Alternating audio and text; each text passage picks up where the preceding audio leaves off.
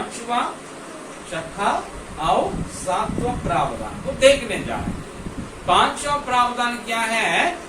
गठबंधन। इसके बारे में जानने के लिए 9, 10, 12 और 16 वचनों को हमको पढ़ना होगा। मैं आपके लिए पढ़ता हूँ, आप गौर कीजिए। उत्पत्ति 9 अध्याय 9वां वचन, सुनो, मैं तुम्हारे साथ और तुम्हारे पश्चात जो तुम्हारा वंश होगा उसके साथ भी वाचा बांधता हूँ, और सब जीवित प्राणियों से भी जो तुम्हारे संग हैं, क्या पक्षी, क्या घरेलू पशु, क्या पृथ्वी के सब बनेले पशु, पृथ्वी के जितने जीव जंतु जहाज से निकले हैं। 12 वचन, फिर परमेश्वर ने कहा, जो वाचा मैं तुम्हारे साथ और तुम्हारे और जितने जीवित प्राणी तुम्हारे संग हैं उन सबके साथ भी युग युग की पीढ़ियों के लिए बांधता हूँ, उसका यह चिन्ह है। फिर 16 वचन, बादल में जो धनुष होगा मैं उसे देख के यह सदा की वाचा स्मरण करूंगा, जो परमेश्वर के और पृथ्वी पर के सब जीवित शरीरधारी प्राणियों के बीच बांधी है।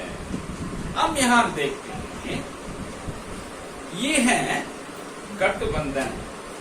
बाइबल का शब्द है वाचा, या संधि भी समझ सकते हैं, लेकिन हम समझने के लिए एक रिदम के बनाए। गठबंधन, गठबंधन मतलब क्या है? अलायंस। राजनीति नेता लोग करते हैं पार्टी, आपस में क्या करते हैं? गठबंधन बनाते हैं, अलायंस बनाते हैं ना। ठीक इस प्रकार परमेश्वर भी गठबंधन बनाया। किसको? वो एक पार्टी थी अकेला। दूसरी पार्टी क्या है? नूह, उनकी पत्नी, उनके 3 पुत्रों और 3 बहुरानियां, 8 जन है। जल प्रलय के बाद ये नई दुनिया में मात्र 8 जन है। और ये 8 जन कौन है? आने वाले पृथ्वी के सारे पीढ़ियों का एक प्रतिनिधि के रूप में है। तो ये 8 जन है। आज के साथ जल प्रलय के बाद, जल प्रलय में जो सारे जीव जंतु मर गए, इतना लैंड में, जमीन में रेंगते हैं और चलते हैं, बनेले पशु, घरेलू पशु, रेंगने वाले और आकाश में उड़ने सारे पक्षियां, इन लोग सब मर गए। कुछ एक जीव मतलब प्रजाति एक जोड़ बचाया गया है। अब इतना ही है दुनिया में, जीव जंतु इतना ही है। उनके साथ पहली पार्टी परमेश्वर, दूसरी पार्टी नूह और उनका परिवार, और उनके साथ जो जीव जंतु है वो सब है। परमेश्वर इन दोनों के बीच वाचा बांधता है अपने बच्चों से। तो परमेश्वर कहता है तुम्हारे ही साथ नहीं, तुम्हारे पश्चात तुम्हारे वंश जो होगा उनके साथ भी ये वाचा है। जितने जीव जंतु हैं उनके साथ भी ये नहीं, इसके बाद जितना उत्पन्न होगा दुनिया का अंत तक उसके साथ भी मैं वाचा बांधते हूँ। सो परमेश्वर जो वाचा बांधता है, इस वाचा सारे मानव जाति के साथ होती है, ये है, और सारे जीव जंतु के साथ हुई है, और भविष्य की पीढ़ी के साथ हुई। मतलब आप और हम इसमें कौन है? शामिल हैं। आप और हम साधारण नहीं हैं, हम परमेश्वर के वाचा के अधीन में हैं। हम लोग के साथ हमारे जन्म से पहले परमेश्वर क्या कर दिया? वाचा बांध लिया पहले से। तुमके साथ भी परमेश्वर वाचा बांधा। पिता के साथ भी वाचा बांधा, भूमिका के साथ, एक जन के साथ, समझ लो, एक भारत के साथ यहोवा परमेश्वर वाचा बांधा। दुनिया के एक एक राष्ट्र के साथ, हर एक राष्ट्र के एक एक नागरिक के साथ, सदस्य के साथ यहोवा परमेश्वर वाचा पागल से बांध है। और इसलिए ये वाचा क्या है? रहने दो ना, रहने दो। इसलिए वाचा क्या है? सार्वभौमिक। समझ रहे? सार्वभौमिक। मनुष्य जो वाचा बांधता सार्वभौमिक नहीं होता, आपस में दोस्त के बीच में होगा, या परिवार तक होगा सीमित, या लोगों के साथ सीमित होगा, या तो राष्ट्र के साथ सीमित होगा, या कुछ राष्ट्र के सीमित होगा, लेकिन कोई भी सार्वभौमिक नहीं होता। इंडिविजुअल के बीच में, इंटर फैमिली होगा, अंदर परिवार के साथ होता है, अंदर जिला के साथ होता है, अंदर राज्य के साथ होता है, अंदर राष्ट्र के साथ होता है, लेकिन सार्वभौमिक होता नहीं है।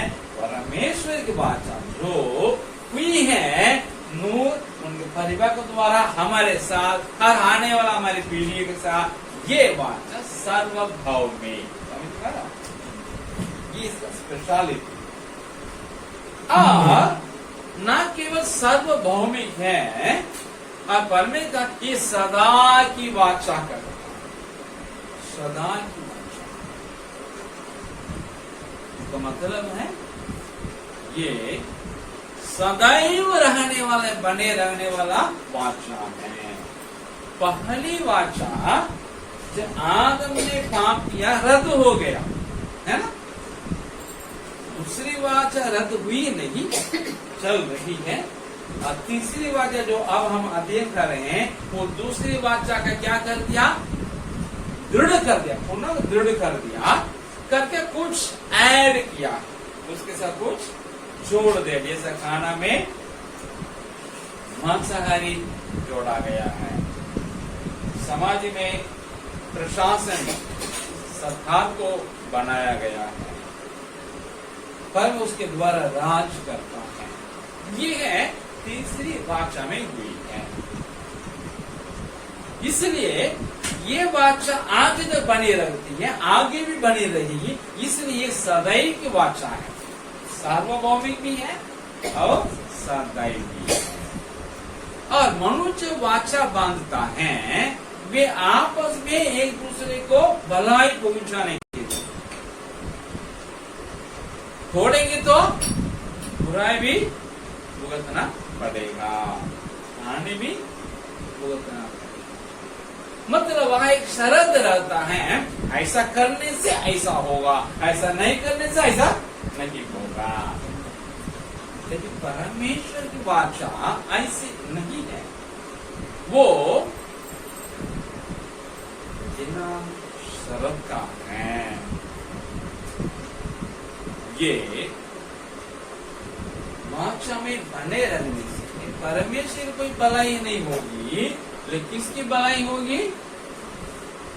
वाचा में बंधे गए मानव जाति के लिए भलाई होगी और जीव जंतुओं के लिए भी भलाई होगी। ये बात है। इसका मतलब हम क्या समझ रहे हैं? परमेश्वर वाचा बांधा है, सार्वभौमिक बांधा है और सदैव की वाचा बांधा है। इससे हमको समझ में क्या आ रहा है? ये आ रहा है परमेश्वर वो है जिसने सृजा। मतलब पूछ रहे हैं हु इज गॉड? परमेश्वर कौन है? हर धर्म वाले अपना अपना ईश्वर को भगवान कहते हैं या कुछ परमेश्वर कहते हैं। इन आपस में क्या होता है? झगड़ा होता है, कभी मतभेद होता है। लेकिन बाइबल बताती है परमेश्वर वो है जो सृजन आकाश पृथ्वी सबको जो सृजा, आकाश के जितने गण देखते सबको जिसने सृजा, आपको मुझे को जिसने सृजा वो है परमेश्वर। और वो है अनुग्रहकारी है, मतलब कृपालु है, वो प्रेमी है और वो सदैव रहने वाला परमेश्वर, सनातन परमेश्वर। सनातन मतलब जिसकी आदि भी नहीं है, अंत भी नहीं है, जो खुद आदि है, खुद अंत है। इसलिए बाइबल आप पढ़ना शुरू करेंगे, पहला किताब का पहला अध्याय का पहला वचन क्या बताती है? आदि में परमेश्वर ने आकाश और पृथ्वी की सृष्टि की। ये आदि को हम समझ नहीं सकते, हम नाप नहीं सकते, समय से, टाइम से, वर्षों से, सदियों से नाप नहीं सकते। तो हमारे समझ से परे हैं, हमारे नाप से परे हैं।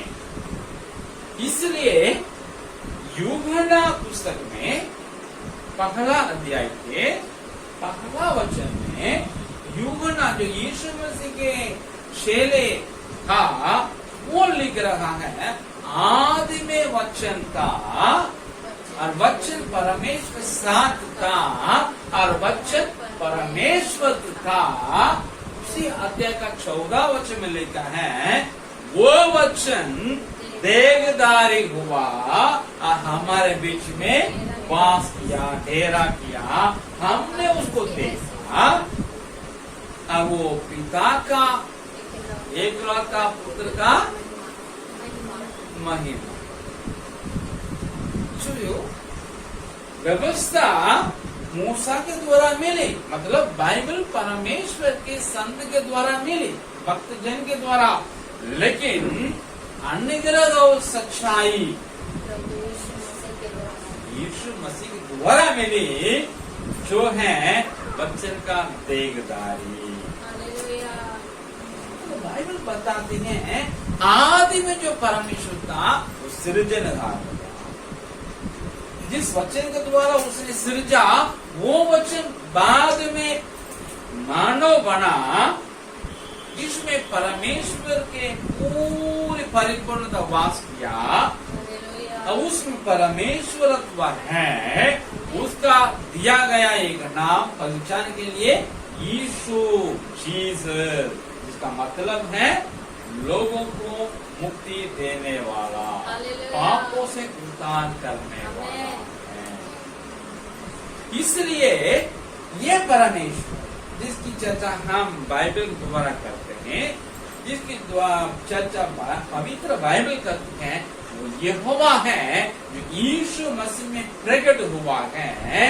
वो सनातन परमेश्वर है, सनातन का परमेश्वर है, वो अनुग्रहकारी है, वो प्रेमी है, वो सचमुच में रक्षक, भक्षक नहीं है, रक्षक है। वो वाचा बांध के लोगों का रक्षा करता है, लोग उनको नहीं मानने के बावजूद उनकी रक्षा करता है। और ये परमेश्वर अपने को कैसे पेश करता है लोगों के सामने? हथियार से लैस नहीं, घातक हथियार से लैस नहीं, कलवरी एक क्रूस में टंगा हो, वो परमेश्वर प्रेम को दर्शाता। मानव जाति के लिए एक व्यक्ति को मरना था, निर्दोष व्यक्ति को, वो व्यक्ति बना परमेश्वर के वचन, देहधारी बना यीशु नामे, जीसस नामे। वो क्रूस में सारी मानव जाति के पापों को लेकर तो मरा, वो सारे मानव जाति के पापों को प्रायश्चित है। इसलिए ये परमेश्वर प्रेम वहां प्रकट हुआ। उसमें यीशु को टांगा हुआ जैसा जो चित्र वर्णन करता है, वो चित्र ईश्वर नहीं है, ईश्वर नहीं है, लेकिन एक वर्णन है, एक क्या बोलते हैं, चित्र रूप में उसको दर्शाते हैं। वो क्या चीज को दर्शाता है? प्रेम को दर्शाता है। यीशु मसीह को देखिएगा, किसी को डर नहीं आएगा, मतलब डर मतलब वो भयानक नहीं दिखता, इसलिए किसी को ऐसा भय नहीं आता है। भय का मारे उसको क्या करें, उसका दंडवत करें। यीशु मसीह का दंडवत भय के कारण नहीं किया जाता है, लेकिन उनके प्रेम के कारण किया जाता है। बाइबल का परमेश्वर अपने को प्रेमी करके प्रस्तुत किया है, न कि एक डरावने वाले हथियार से लाए। और वो किसी खास राष्ट्र का ईश्वर नहीं है, यहोवा परमेश्वर यीशु मसीह किसी खास प्रांत के लिए वो ईश्वर नहीं है, लेकिन वो ईश्वर कहला जाते हैं, उनको ऊपर ईश्वर, इसलिए वो परमेश्वर ईश्वरों को परम ईश्वर, इसे परमेश्वर कहते हैं, जिसका नाम बाइबल यहोवा का देता है। और वो सारी मानव जाति के लिए परमेश्वर है, सारी पृथ्वी के लिए परमेश्वर है, सारे ब्रह्मांड के लिए परमेश्वर है। जितनी आकाश गंगाएं आकाश में दिखती हैं या गिनी जाती हैं, सारे आकाश गंगाओं के लिए वही एकमात्र परमेश्वर। यही कारण उसने सारे लोगों के साथ वाचा बांधा, सारे जीव जंतुओं के साथ वाचा बांधा, उसे सदैव के लिए बांधा। ये है हमको इस वाचा के द्वारा उत्पत्ति 9 का 9-10 के द्वारा समझ में आता है। तो लेकिन वास्तविकता क्या है, मनुष्य के एक अधिकांश या बहुत बड़ी झुंड है या बहुत बड़ी हिस्सा है, वो तरह तरह का मानव से बनाया हुआ देवी देवताओं को जो घातक हथियार से लैस हैं, उनको उनके डर के कारण या उनसे डर के भय पा करके उसका दंडवत करता है। लेकिन आप पर हम वचन को अध्ययन करते हैं, सुनते हैं, समझने का कोशिश करते हैं, जो नए सिरे से जन्मे हैं मसीह लोग हैं, हम लोग उस परमेश्वर को जिसने हमारे लिए वाचा बांधा, हमारे साथ वाचा बांधा है, जो प्यारा है, जो दयालु है, जो अनुग्रहकारी है, जो सनातन परमेश्वर है, उसकी आराधना करते हैं। अगर आप में कोई इस परमेश्वर का अभी तक व्यक्तिगत रूप में नहीं जाने हैं, जो सुनने वाले में, तो आपसे आज अनुरोध है या आपका आज परामर्श है, बाइबल को आइए उसको पढ़ना शुरू कीजिएगा, उसमें चर्चित, उसमें वर्णित यीशु मसीह को थाकिएगा, आप उसी का दंडवत करें, उसी का आराधना करें, उसी के अनुयायी बन करके आगे बढ़े, क्योंकि सदैव का परमेश्वर, सार्वभौमिक परमेश्वर, सारे ब्रह्मांड का परमेश्वर और आपका परमेश्वर मेरा